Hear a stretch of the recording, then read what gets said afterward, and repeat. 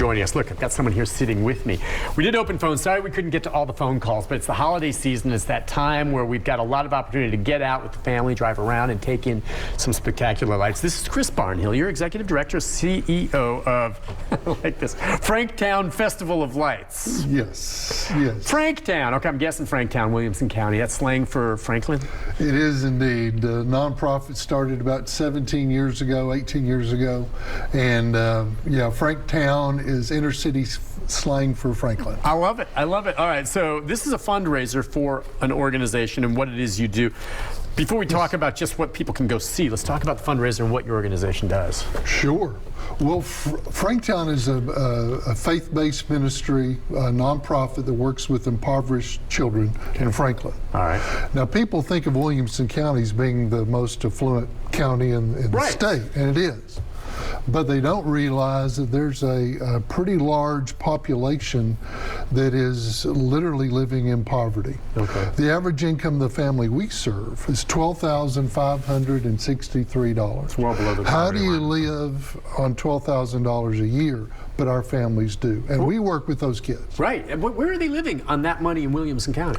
Government subsidized housing communities. Okay. We work with the kids every day after school, and then all day long during the summer months, we have the kids. When school's not in session, we are. That's wonderful. All right, so the Franktown Festival of Lights underway, started Friday, right? And it goes all the way through New Year's Eve. Yes, it is a fundraiser for us. Some of the video of it, yeah. Very family-oriented. People can pile up their families in the car and go through this display. It's a mile and a half of animated lights. A lot of the displays are synchronized to music that will be playing on your radio. It tells you the station to go to and you tune it, right? Yes, that's how sure. Yes, and you can see these displays really gets you into the Christmas spirit, and if this doesn't do it, you need to check your pulse. Yeah, I think it's really cool. And this is at the, I guess, Williamson County Ag Center in Franklin, yes, right? It's right off of Interstate 65 in Franklin, exit 61. You can see it from the freeway. It's right there. After the lights, you can get you some hot chocolate. You can get you some snacks. Will Santa be out there?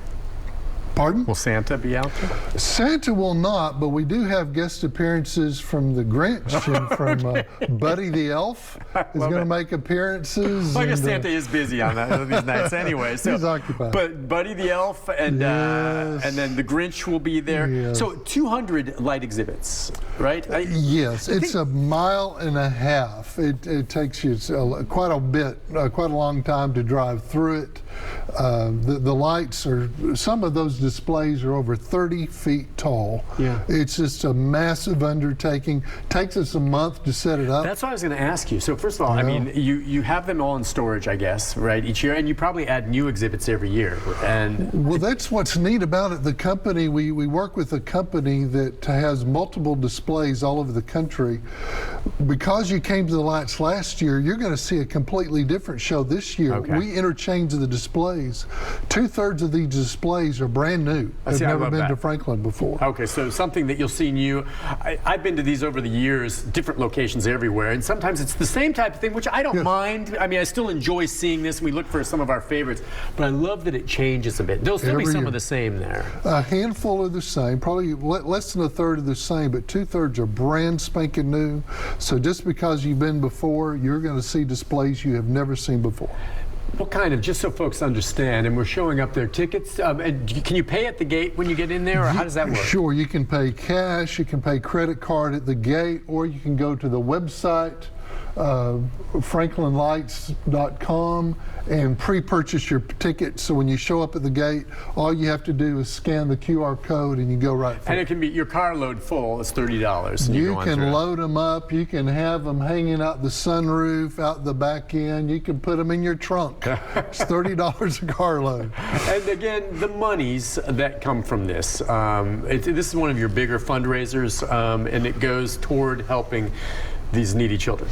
Yes, see, we feed the kids every single day. So you can not only go through and experience a wonderful light display, get you in the Christmas spirit, but knowing that 100% of the proceeds go to care for inner city kids, to help with meals, tutoring, field trips, experiential STEM classes, etc. 100% goes to charity, so you can feel good about getting in the Christmas spirit, but also helping this wonderful ministry. Some of these kids be able to go out and see this? We take them every year. I was going to say, I knew you do. How do you do it? Tell me about that. I figured you would, because some of those families can't afford the cost to get in there. So well, and a lot of people ask us, do the kids work it? No, it's these are on school nights. It's cold. We want to focus them on school and trade, vocational training, etc. So we don't make them work, but we do take them through, and they can enjoy it. When you show up, and I know it can be very busy. I saw last year, you had some 15,000 cars? Yes. Wow. This is an important fundraiser for you. There's some 300 volunteers.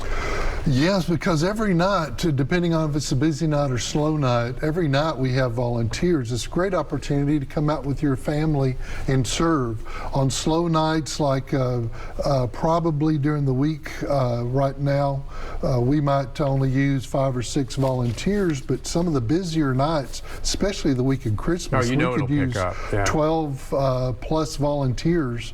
We will use over 300 volunteers during this period. So whether it be a Bible study group or your work, y'all want a community projects to do together, it's a great opportunity to come back and give back. Are you looking or needing at this point any more volunteers to help assist with this? Absolutely. You can go to our website at Franktownopenhearts.com.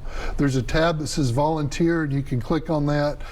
It has all the calendar of every night we're open and how many slots are still available, and you can sign up right there on the spot. And it starts at 5. I mean, what time is it? Once it's dark, is it 5:30? Yeah, we open the gates at 5 o'clock, and it's actually dark by 5 o'clock. Okay, and then it goes pretty much until 9 o'clock. Yes. And there's parking. So as I've said, I've done some of these around the country and locally here, where you drive through and then you're done and you go. So in this case, there can be parking where you get out, like you said, to stop and get some cocoa, or if you want to stand and just look at, or how does that work? Yes, and at the very end, we have a 25-foot beautifully decorated Christmas tree.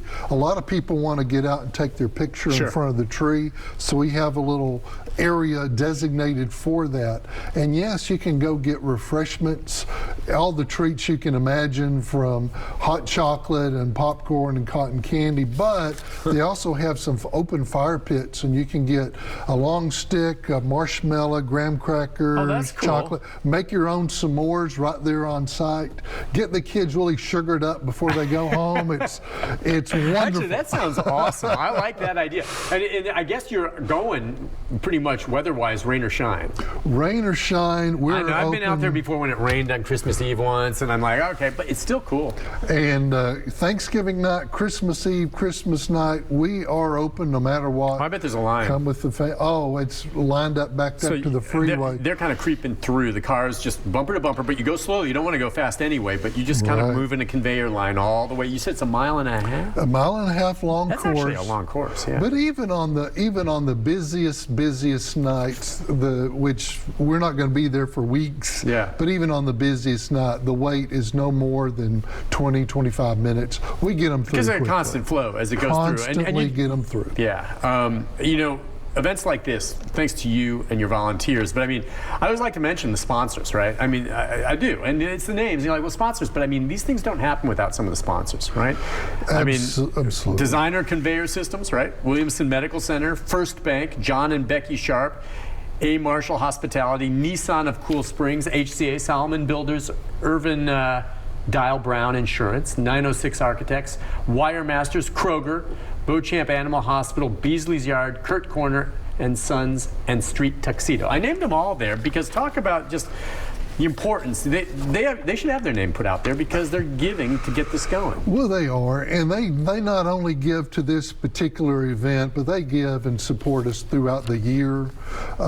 See, our program is not just the lights. We work with these children all throughout the year. Okay. Educational and vocational training. And everything we do, we're teaching these children a work ethic. Yes, these children are living right now in impoverished situations, but they can pull themselves up by the bootstraps if they're willing to work. And that's what we do. We give them the tool, we show them how to use it, we give them the boots, if you will, and they do the work. Yeah, and how is it, just so I know, I mean, what organizations do you work with to get in touch with the folks that need this help? How is the connection made? Well, we've been there so long that we don't actually do any promoting, any advertising. Do they come to you? Do the parents come to you? Or the schools maybe say, we know of a family that needs help, or a church maybe? The kids come to us, and we like I said, we've been in these communities so long, we actually have a waiting list. More kids than we can get to want to be in the program. Really?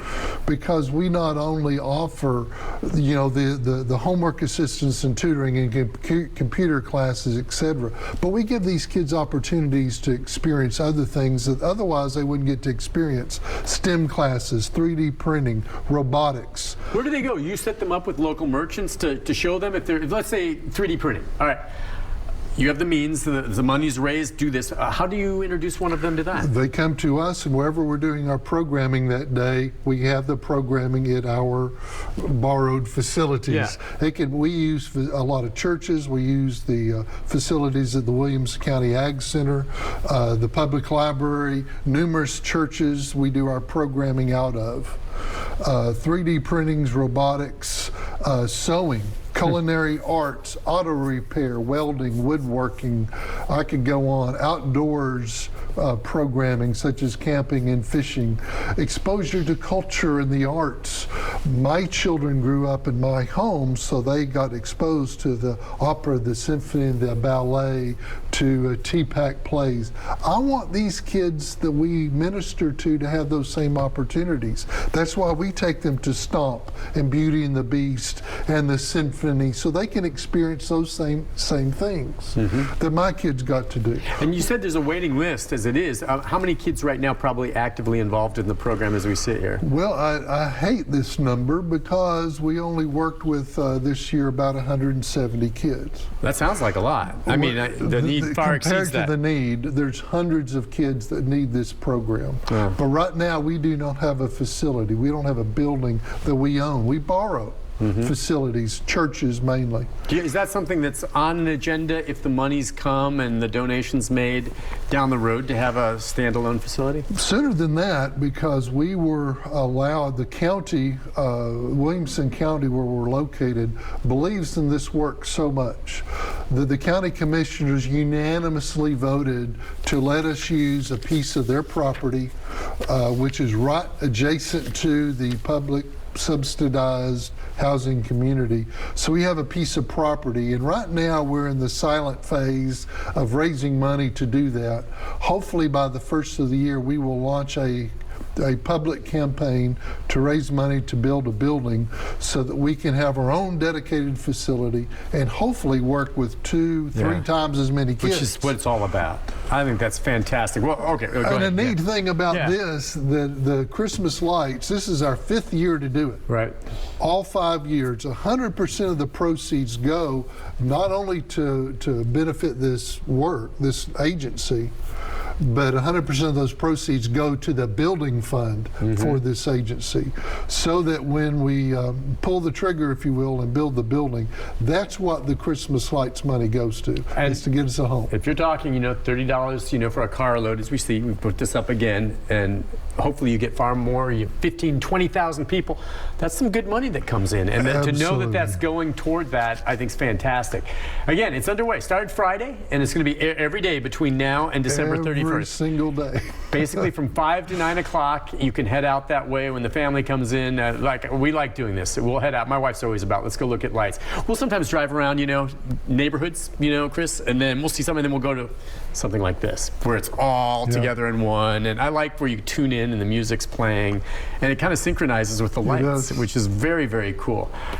I think it's great. Listen, it's a pleasure meeting you. Thank you. Appreciate Chris, you stuff like this is good. I'm glad to promote it, and I hope a lot of people turn out.